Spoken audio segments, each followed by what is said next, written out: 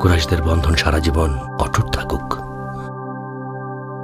আর সেই অটুট বন্ধনের আশায় আমি ওর সাথে কথা বলবো। এটাই এটাই আমরা চাইছি আবু তালিব। আমাদেরও কোনো ইচ্ছে নেই নিজেদের মধ্যে লড়াই করার। আমি যদি সেসব কথা স্বীকার করার আগে শহীদ হয়ে যেতে পারতাম।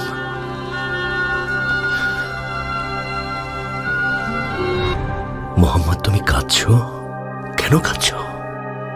কোথায় যাচ্ছ তুমি?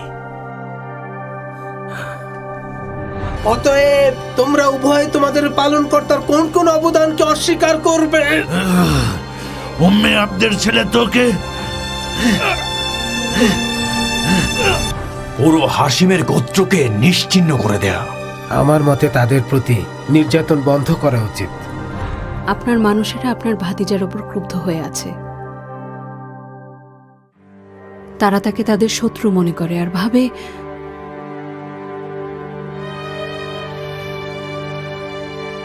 তার জন্য না জানি কুরাইশের নেতৃত্ব তারা হারিয়ে ফেলে।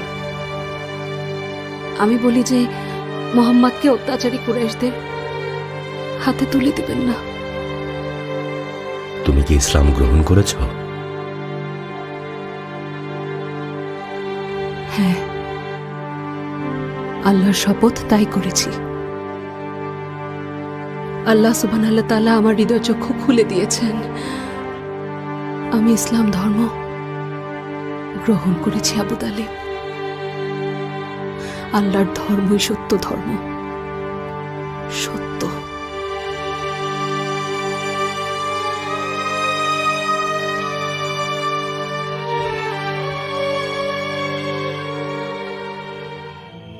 স্বাগতম সোহাইল ইবনে আমর, এসো, ভালো করেছো। শোনো আবু সুফিয়ান, তোমার হাশিম গোত্রের ভাতিজা একটা ধর্ম নিয়ে এসেছে যেন সে কুরাইশদের মধ্যে কর্তৃত্ব ফলাতে পারে। সে ইতিমধ্যে সফলও হয়েছে তার এই কাজে। আর যতদিন পৃথিবীতে সূর্য উঠবে ততদিন আমি তাকে বিশ্বাস করব না। তাই এত দয়া না দেখিয়ে মোহাম্মদকে থামাও। তোমাকে বলছি কারণ তুমি ওর নিকটাত্মীয়। আমরা যখন একবার ইয়েমেনে গিয়েছিলাম, একজন ইহুদি পাদ্রী আমাদের বলেছিল মোহাম্মদ নাকি নবী। তখন আব্বাস এসে আমাকে জিজ্ঞাসা করেছিল আমি কথাগুলো শুনে কি ভাবছি। আমি বলেছিলাম আমি কখনোই তাকে মানব না যতক্ষণ পর্যন্ত পৃথিবীর সবকিছু উল্টো হয়ে আকাশে ভেসে না বেড়ায়। বাইতুল আরকামের দিকে যাও এখনই। আব্বা, আব্বা, মুহাম্মাদের অনুসারী হয়ে তো আব্বাকেই ছেড়ে গেলে। আব্বা, আপনি জ্ঞানী এবং বিজ্ঞ মানুষ। মুসলমানরা জানে আপনি কিসের ভিতর দিয়ে যাচ্ছেন, আর আল্লাহ রাসূল সম্পর্কে আপনি যা ধারণা করেছিলেন তাই হয়েছে। তাহলে কেন আপনি ঈমান আনছেন না? একমাত্র ঈমান আপনাকে জাহান্নামের আগুন থেকে পরিত্রাণ ও দুনিয়া ও আখিরাতে শান্তি দেবে। বাবা আমার,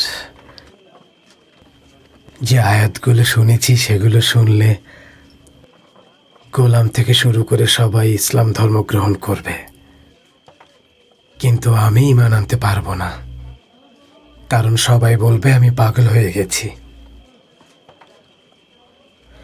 আমি শুধু চাই কুরাইশের সবাই মুহাম্মদকে শান্তিতে থাকতে দিক। কুরাইশের গোত্রের মধ্যে কোনো রক্ত না ঝরুক। হাশিম গোত্র কখনই মুহাম্মদকে শত্রুদের হাতে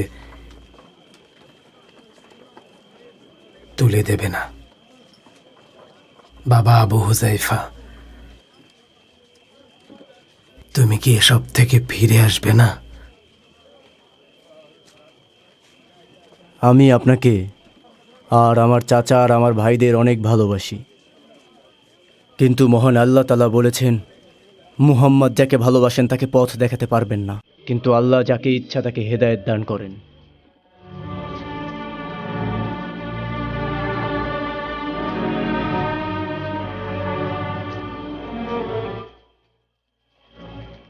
শুনুন ভাই হামজা, আপনার এখনই আবু তালিবের বাড়িতে যাওয়া উচিত। কি হয়েছে আবু তালিবের বাড়িতে? মক্কার প্রধানেরা আলোচনায় বসেছে। আমি আমার প্রাণপ্রিয় ভাই আবু তালিব আর আল্লাহ রাসূল মুহাম্মদকে নিয়ে খুব ভয় পাচ্ছি। সাফিয়া, আমি তার উপর ঈমান এনেছি। কেউ যদি তাদেরকে এক চুলো স্পর্শ করে তরবারির আঘাতে টুকরো করে ফেলবো।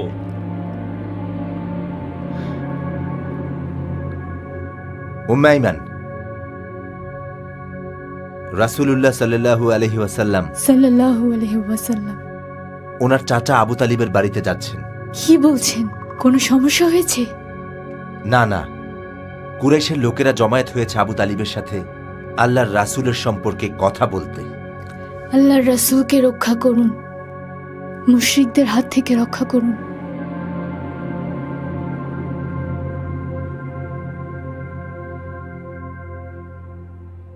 শোনো আবু তালিব, এই যে আমারাত ইবনুল ওয়ালিদ কুরাইশদের মধ্যে সবচেয়ে অভিজাত আর শক্তিশালী ব্যক্তি।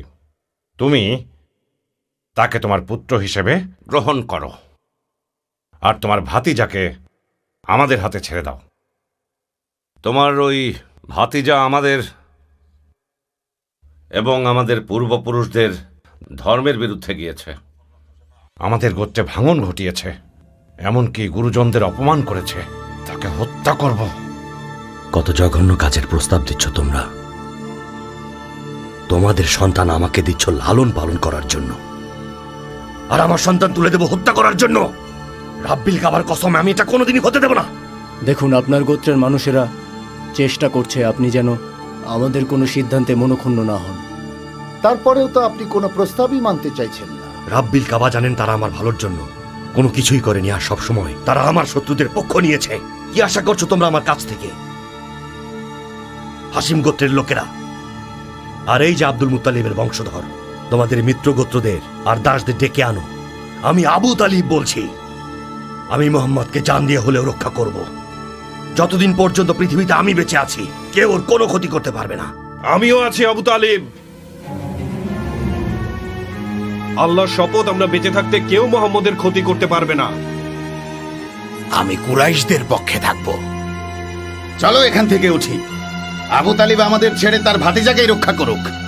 লাত আর উজ্জার কসম, শেষ পর্যন্ত আমাদেরই জয় হবে।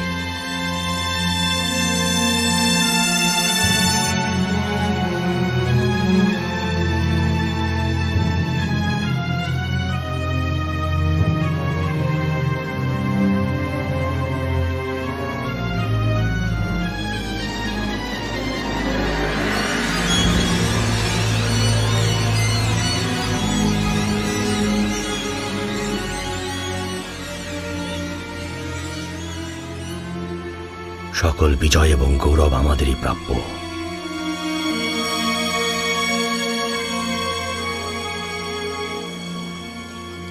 আমার কথা শুনুন কুরাইশগণ, হজের সময় আমাদের খুব নিকটে চলে এসেছে। আরবীয়রা মোহাম্মদের কথা শোনা মাত্রই সবাই এখানে চলে আসবে। তখন আমরা সবাইকে কি জবাব দেব? তাই আমাদের এখনই একটা যথাযথ সিদ্ধান্তে চলে আসা উচিত, যেন কেউ আমাদের বিরোধিতা করতে না পারে। তুমিই বলো আব্দে শামস, কি সিদ্ধান্ত নেওয়া উচিত বলে মনে করো? আমরা সেটাই মানব। না, তোমারও মতামত দেওয়া উচিত। সে ভাগ্য গণনাকারী। কাবার মালিকের শপথ, সে ভাগ্য গণনাকারী না। সবাই ভাগ্য গণনাকারীদের দেখেছি, কই তাকে দেখে তো আমাদের কখনো এমনটা মনে হয়নি। তাকে পাগল বলতে পারি না, তাকে পাগল বলেও মনে হয় না। আমাদের মধ্যে সবাই নিশ্চয়ই পাগল লোক দেখেছ। মোহাম্মদের আচরণে কি কখনো পাগলামি অথবা বিকারগ্রস্ততা দেখা গেছে? হয়তো কোনো কবি হবেন। না, সে কবি না, কারণ আমরা এমন কোনো ধরনের কবিতা কখনো শুনিনি। আমার মনে হয় তার কথাগুলো কোনো কবি অথবা লেখক অথবা কোনো সাহিত্যিকের পক্ষে লেখা সম্ভব না। তাহলে তো তিনি একজন জাদুকর। না, সে জাদুকরও না। আমরা কম বেশি সবাই জাদুকরদের দেখেছি, তাকে তো কখনো সে ধরনের কোনো কাজ করতে দেখিনি। তাহলে তাকে কি বলা যেতে পারে আব্দে শামস? তার কথাগুলো সত্যি তাৎপর্যপূর্ণ এবং অত্যন্ত চমৎকার। আর আপনারা যেসব কল্পনা করেছেন সেগুলোকেও যদি সত্যি ভাবতে চান, তাহলে জেনে রাখুন সেগুলো অবশ্যই ভুল। তারপরও একদিক থেকে আমরা তাকে জাদুকরই বলতে পারি, কারণ সে এমন কিছু এনেছে যার কারণে সব লোকজন তাদের পিতা আর মাতার থেকে আলাদা হচ্ছে বোন ভাইয়ের থেকে, স্ত্রী তার স্বামীর থেকে, সর্বোপরি তার গোত্র থেকেও। তাহলে সে কে? কি বলতে চাও? তার কথাগুলো কি খুবই মধুর? আমি তো দেখছি তুমিও তার কথায় গলে গেছো।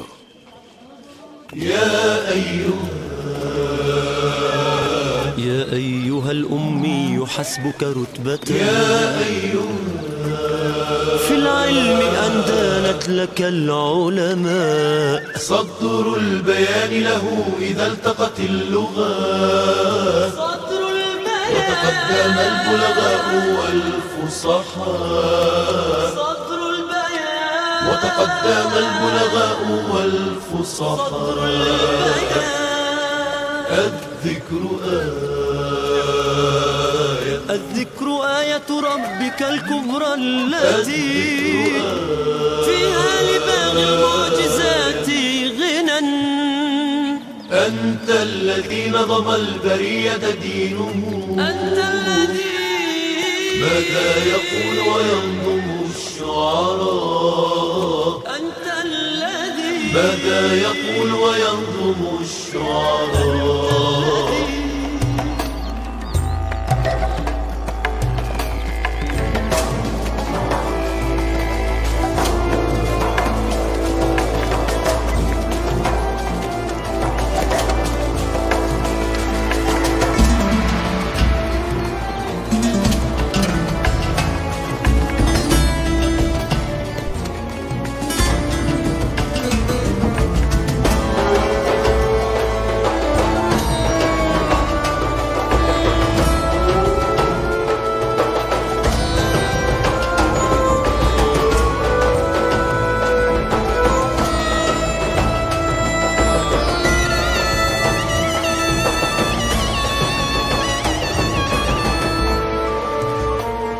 শুনুন আরববাসীগণ, আমাদের গোত্রের মধ্যে একজন জাদুকর আছে যার মাথায় শুধুই খারাপ বুদ্ধি। তার কারণেই লোকজন সন্তান, স্ত্রী, সর্বোপরি গোত্র থেকে আলাদা হয়ে যাচ্ছে। তাই সতর্ক হয়ে যান, তার সাথে মিশবেন না, অন্যথায় আপনাদের গোত্র ক্ষতিগ্রস্ত হবে। তার নাম মুহাম্মদ ইবনে আব্দুল্লাহ ইবনে আব্দুল মুত্তালিব। শুনুন তামিম গোত্রের সবাই, আপনারা কি জানেন মুহাম্মদ জাদুকর, যে আমাদেরকে আমাদের পরিবার থেকে, পূর্বপুরুষদের ধর্ম থেকে আমাদেরকে আলাদা করতে চাইছে। সুতরাং তাকে আপনারা কখনোই মানবেন না। সে কথার মাধ্যমে কবচ করে, মানুষকে গোত্র থেকে পুরোপুরি আলাদা করে দেয়। তার ডাকে আপনারা যাবেন না। শুনুন দাউদ গোত্রের সবাই, মুহাম্মদ আমাদের উপর জাদু করছে যেন আমাদের গোত্র থেকে আমাদেরকে একদম আলাদা করে দিতে পারে। তাই তুলা দিয়ে আপনারা আপনাদের কান একদম বন্ধ করে রাখবেন আর তার কথা একদমই শুনবেন না। সে হলো জাদুকর, তার সাথে চলাফেরা করলে মাসুল আপনাদেরকেই দিতে হবে। তাই পরিবারকেও সতর্ক করুন। শুনুন আরববাসীগণ, আপনাদের কি মনে হয় মুহাম্মদের উপর আল্লাহ বাণী পাঠাবেন যেখানে আব্দে ইয়ালিল আল সাকাফি আর আমি আছি? আপনারা সবাই তো জানেন আমরা দুজনই হচ্ছে আপনাদের গোত্রের যোগ্য নেতা। আপনারা এটাও জানেন আমি ধনী এবং গরিবদের সব সময় দান করি। মুহাম্মদ নিতান্তই একজন জাদুকর যে আমাদের কুরাইশ গোত্রগুলোর একাগ্রতা ভেঙে ফেলতে চাইছে। তাই আপনারা কেউ তার কথা শুনবেন না। যদি তার কথা শোনেন তাহলে দুর্ভাগ্য আপনাদের গ্রাস করবে। কেউ আপনাদের বিপদ থেকে বাঁচাতে পারবে না। সে দাবি করে যে তার কথাগুলো নাকি আল্লাহ প্রদত্ত বাণী। আমি আপনাদের আশ্বস্ত করছি তার কথাগুলো কোনোভাবেই আল্লাহ প্রদত্ত না। এসব কথা মানুষের তৈরি, যার মাধ্যমে সে মানুষদের আকর্ষণ করে থাকে আর অন্যান্য মানুষদের থেকে আলাদা করে দেয়। তাই সবাইকে সতর্ক হওয়ার নির্দেশ দিচ্ছি। ওয়ালিদ ইবনুল মুগিরা তার গোত্রের মানুষদের কাছে মুহাম্মদের বিরুদ্ধে কথা বলার পর আল্লাহর নিকট থেকে এ সম্পর্কিত ওহী পাঠানো হয়েছিল। বিসমিল্লাহির রহমানির রহিম। যাকে আমি অনন্য করে সৃষ্টি করেছি তাকে তোমরা নির্দ্বিধায় আমার হাতে ছেড়ে দাও। আমি তাকে বিপুল ধন সম্পদ দিয়েছি এবং সদা সঙ্গী পুত্রবর্গ দিয়েছি। এরপরেও সে কি করে আশা করে যে আমি তাকে আরও বেশি ধন সম্পদ দেই? কখনোই নয়। সে আমার নির্দেশ সমূহের বিরুদ্ধাচরণকারী। সত্তরই তাকে শাস্তির পাহাড়ে আরোহণ করাবো। সে চিন্তা করেছে এবং মনস্থির করেছে, ধ্বংস হোক সে কিরূপে সে মনস্থির করেছে, আবার ধ্বংস হোক সে কিরূপে সে মনস্থির করেছে। সে আবার দৃষ্টিপাত করেছে, অতঃপর সে ভ্রুকুঞ্চিত করেছে ও মুখ বিকৃত করেছে, অতঃপর পৃষ্ঠ প্রদর্শন করেছে, অহংকার করেছে। মহান আল্লাহ সত্য বলেছেন। কুরাইশের লোকেরা কতটা বোকা! তারা আরবদের ডেকে ডেকে রাসূল সাল্লাল্লাহু আলাইহি সাল্লামের ব্যাপারে সতর্ক করছে। সাল্লাল্লাহু আলাইহি ওয়াসাল্লাম, স্বয়ং আল্লাহ নিজেই তাদের পরাস্ত করবেন।